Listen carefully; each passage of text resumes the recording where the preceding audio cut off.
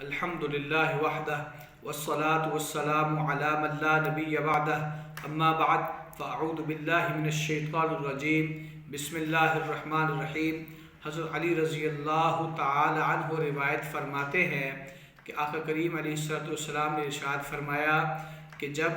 شعبان کی 15ویں شب آئے تو رات کو قیام کیا کرو اور صبح کے وقت روزہ رکھا کرو، اس لیے کہ جو ہی 14ویں کا سورج غروب ہوتا ہے اسی وقت اللہ رب العزت آسمان دنیا پر تشریف لے آتے ہیں اور اللہ رب العزت منادی فرماتے ہیں، اعلان فرماتے ہیں کہ کوئی ہے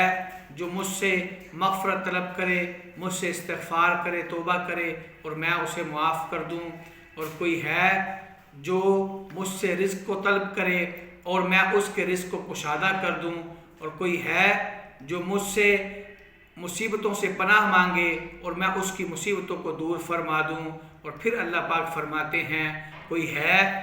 ہے